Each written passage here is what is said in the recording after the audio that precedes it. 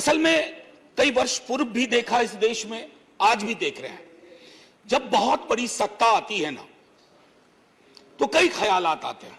कुछ अच्छे होते हैं और कुछ लगता है जिसको हम कहते हैं लोएस्ट हैंगिंग फ्रूट। मैं और मेरी कलीग, सीनियर कलीग जया जी, हम लोग बात कर रहे थे, इतने पावर का करोगे क्या? कम है क्या? इतने राज्यों में सरकार है, केंद्र में सरकार है, 303 का बहुमत है, उसके बावजूद अगर किसी निर्वाचित सरकार को लेकर के ये आपकी प्रणाली हो, कार्य प्रणाली हो, जहां की सुप्रीम को 11 मई को सुप्रीम कोर्ट का ऑब्जर्वेशन हुआ, मेरे कई कलीग कह चुके हैं, संभवतः हमारी सरकार ने सोचा होगा कि वेकेशन में जाने से पूर्व उनको कुछ ऐसा पकड़ा दो कि अवकाश में भी वो सोचते रहे इसके बारे में। तो उन्होंने 19 मई को ये ऑर्डिनेंस लेकर के आए। तो अब जजों का काम था कि इस पर लगातार सोचते रहे। सर, इससे पहले कि मोटा मोटी कुछ बिंदु पे मैं आऊं, मेरे कुछ साथी वो जिन्होंने लोकसभा में वोट किया है, most likely they will do the same here. हालांकि लोकसभा के बारे में जिक्र नहीं करना चाहता था, माननीय सभापति महोदय डाइवर्सिटी शब्द का आप बहुत जिक्र करते हैं, हम सब उसमें रिजॉइस करते हैं, हमारी प्राइड है वो। लेकिन एक मंत्री महोदया डाइवर्सिटी बोलते बोलते बोल गई कि इंडिया इज कॉम्प्लिकेटेड। सर, बचपन से लेकर आज तक इंडिया कॉम्प्लिकेटेड नहीं लगा कभी। ये रिकॉर्ड में है पार्लियामेंट के, इसलिए मेरी चिंता है। इंडिया कॉम्प्लिकेटेड नहीं है सर, बड़ा सहज स्वभाव है इंडिया का, महासागर वाला है सर, सब कुछ समा जाता है, मजहब हो, धर्म हो, जाति हो, कौम हो, कोई हो। लेकिन इसको जब तालाब बनाने की आप कोशिश करते हैं तो महासागर तालाब नहीं बनना चाहता। सब फॉर ऑल दोज फ्रेंड्स, बड़ी अच्छी अच्छी बात कही, equi distance. Sir, equi distance का मतलब होता है न्यूट्रलिटी।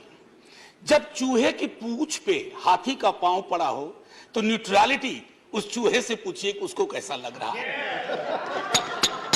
तो मैं समझता हूं, इसलिए सर एक शेर अर्ज किया है, आज बड़े शेर पढ़े गए हैं, सुधांशु जी ने पढ़ा, तो मैं भी एक अर्ज करता हूं सर। ये पड़ोस के मुल्क से आया है। तुम तकल्लुफ को भी इखलास समझते हो फराज, तुम तकल्लुफ को भी इखलास, इखलास मतलब ट्रू फ्रेंडशिप, तुम तकल्लुफ को भी इखलास समझते हो फराज। दोस्त होता नहीं है हर कोई हाथ मिलाने वाला, आपकी पेशे नजर है जी।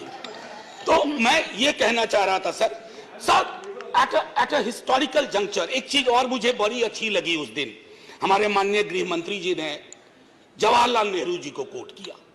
एक पल को मुझको लगा कि इस शांतिवन में अस्थियां कसमसा गई होंगी, ये हुआ क्या, ये हुआ क्या। फिर अंबेडकर साहब को भी कोट किया, राजा जी को कोट किया, उन्होंने कन्हैयालाल मानिकलाल मुंशी को कोट नहीं किया, एचवी कामत को कोट नहीं किया, जो शायद ज्यादा उनके पक्ष में तर्क आ जाता।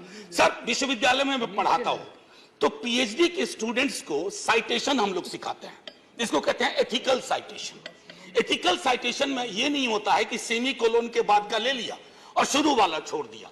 उदाहरण के लिए कहता हूं कि आज तक इस दुनिया में सबको लगता है इस देश में कि मार्क्स ने कहा था कि धर्म अफीम है, religion is the opium for masses.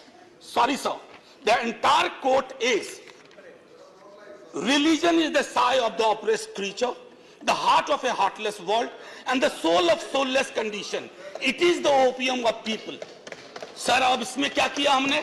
सिर्फ ओपियम वाला लाइन निकाल लिया और मार्क्स को कह दिया कि धर्म विरोधी था। सर, मैं इसलिए कहता हूं साइटेशन बहुत इंपॉर्टेंट चीज है। बहरहाल जवाहरलाल जी की अस्थियों को मजा आया होगा, जहां तक मुझको लगता है शांतिवन में। सर, ये मूलतः मैं इसलिए नहीं कहता कि मैं बीजेपी के कार्यप्रणाली का विरोधी हूं सर, वो एक पॉलिटिकल रियलिटी है, हम भी एक पॉलिटिकल रियलिटी हैं। हम शत्रुता की जुबान से हमें एक दूसरे को संबोधन नहीं करना चाहिए, न सदन में न सदन के बाहर। साहब, हम इंडियन मुजाहिदीन नहीं है साहब, हम ईस्ट इंडिया कंपनी नहीं है, हम वो भारतवर्ष हैं जिसको महासागर मैंने कहा, और उस महासागर में आप भी हैं, हम भी हैं। हम और आप एक दूसरे की कीमत पर नहीं है। तो सर, मैं ये कहना चाहता था कि ये प्रतिगामी बिल है सर, आपको घंटी नहीं बजाना पड़ेगा, मैं प्रॉमिस करता हूं, पक्का उसी में खत्म कर दूंगा। सर, प्रतिगामी मैंने क्यों कहा? दुनिया देख रही है कि हम कितना प्रोग्रेसिव लेजिस्लेशन ला रहे हैं। सर, ये मुझे जो चिंता इसमें ये हो रही है कि माननीय सर्वोच्च न्यायालय ने एक निर्णय दिया, सर कुछ सोच के दिया होगा ना। आप अक्सर कहते हैं कि नेहरू नहीं चाहते थे। अरे नेहरू 56 में नहीं चाहते थे, 67 वर्ष बीत गए हैं, हकीकत नहीं बदलती क्या? नेहरू के टाइम में हम सार्वजनिक क्षेत्रों में कितना ध्यान देते थे और आज हम बेचने पे ध्यान दे रहे हैं। ये फर्क आया है ना सर। चूंकि ये फर्क आया है तो हर हकीकत में फर्क होता है। 56 की दिल्ली और आज की दिल्ली वही नहीं है सर। सर मैं तो अरविंद केजरीवाल जी का बिल ही नहीं मानता हूं, दिल्ली गवर्नमेंट का बिल ही नहीं मानता हूं। मैं तो ये मानता हूं कि सर अगर ये प्रयोग सफल हुआ, अगर सांप ने रास्ता देख लिया, तो कल को उन पर भी गाज गिरेगी जो आज न्यूट्रलिटी और इक्विडिस्टेंट के नाम पर न जाने क्या क्या सोच रहे हैं सर। हम तब भी आपके साथ होंगे, ये तो गारंटी है सर। हमारे पास कोई विकल्प ही नहीं है। परेशान हताश लोगों के पक्ष में खड़ा होना। हम तो कश्मीर चल रहा था, उस वक्त आम आदमी पार्टी ने कोई और पोजीशन लिया था। आज उनको समझ में आ रहा होगा कि क्यों उस वक्त वो पोजीशन लिया। और आज मैं ये कह रहा हूं कि कल को किसी राज्य के साथ होगा, हम आपके साथ होंगे। सेपरेशन ऑफ पावर को लेकर के मेरे कई कलीग कह चुके हैं, मैं कुछ नहीं कहना चाहता, बस एक 3 चीज कहूंगा सर।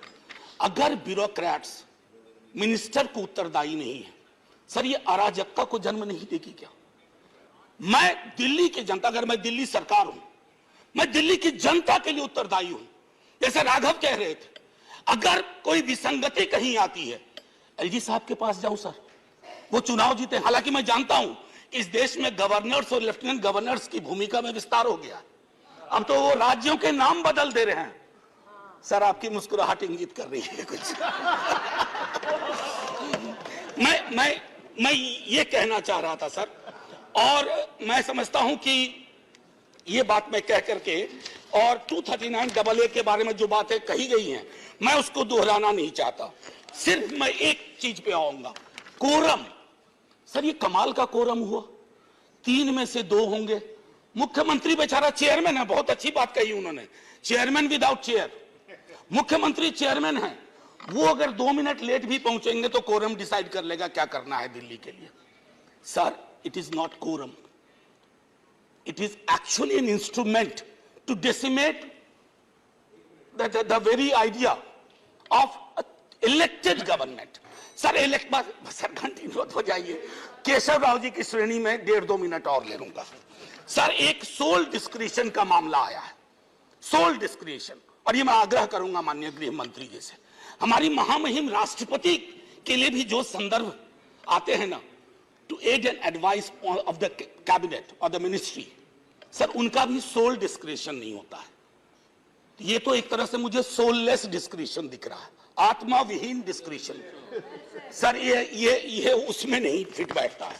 सर एक और चीज,